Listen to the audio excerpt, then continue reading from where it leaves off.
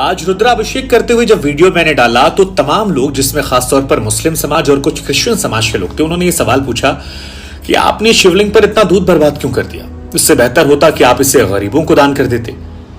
चलिए, इनका तो ठीक था, लेकिन मुझे हैरानी तब हुई जब हिंदू वर्ग के तमाम लोगों ने कहा कि खासतौर पर नई पीढ़ी के लड़कों ने कि सर आपको ये नहीं करना चाहिए था, इससे काफी बर्बादी होती है, गरीबों को आपको दान कर देना चाहिए था।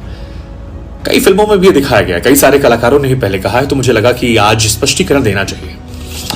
वैज्ञानिक दृष्टिकोण से और धार्मिक दृष्टिकोण से मैं बात रखूं उससे पहले एक दो सवाल मैं आप लोगों से पूछना चाहूंगा। आपसे कभी किसी ने पूछा कि आप अपने बच्चों पर या माता पिता पर कितना पैसा खर्च करते हैं और क्यों खर्च करते हैं? नहीं पूछा ना। तो भगवान शिव हमारे आराध्य हैं, अपनी कमाई का अगर कोई हिस्सा उन पर खर्च कर रहे हैं तो आप सवाल पूछने वाले कौन होते हैं? और ये जो गरीबों वाले ज्ञान वाली बात है ना, ये आपको मजार पर चादर चढ़ाते वक्त नहीं आती, या चर्च में जो मोमबत्ती लगाते हैं, कभी आपने सोचा कि वो मोमबत्ती किसी गरीब की झोपड़ी में लगाकर उसको रोशन कर दें? नहीं ना।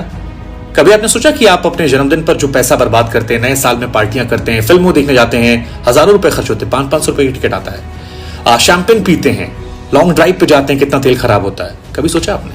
नहीं सोचा होगा, क्योंकि वो शायद सोचने वाली बात नहीं है, एजेंडे में सूट नहीं करता। हमें तो हिंदू धर्म को टारगेट करना है। चलिए ठीक है, अब आते हैं धार्मिक और वैज्ञानिक दृष्टिकोण पर। विष्णु पुराण की माने तो भगवान शिव ने समुद्र मंथन के दौरान जब विष को ग्रहण करना शुरू किया तो उनका शरीर तपने लगा। देवताओं ने पानी पिलाया, असर नहीं किया। इसके बाद दुग्धाभिषेक करवाया गया, भगवान को राहत मिली, और तभी से यह मान्यता है कि दूध चढ़ाने से भगवान शिव प्रसन्न होते हैं और हम जैसे भक्त दुग्धाभिषेक करवाते हैं। खैर, इससे आपको क्या लेना देना। इसके अलावा क्या आप जानते हैं कि ज्यादातर शिवलिंग जो हमारे हैं वो नदियों के पास, कुएं के पास या समुद्र के पास है? क्यों? क्योंकि ऋषि मुनियों ने व्यवस्था की थी कि जब दुग्धाभिषेक करेंगे तो उसे इकट्ठा कर लिया जाएगा और उसे या तो गरीबों में दूध को बांट दिया जाएगा या फिर उसका चरणामृत बनाकर भक्तों में बांट दिया जाएगा। हाँ, ये सच है कि आक्रांताओं के आक्रमण करने के बाद कुरीतियां बदली, बदले वक्त में बदली, लेकिन धार्मिक मान्यता यही है। वैज्ञानिक दृष्टिकोण से क्या आप जानते हैं कि ज्यादातर शिवलिंग वहां पर है, खासतौर पर ज्योतिर्लिंग, जहां रेडियो एक्टिव एलिमेंट निकलते हैं और दूध, धतूरा या बेलपत्र चढ़ाने से उन्हें वो सोख लेते हैं। आपको नहीं पता होगा।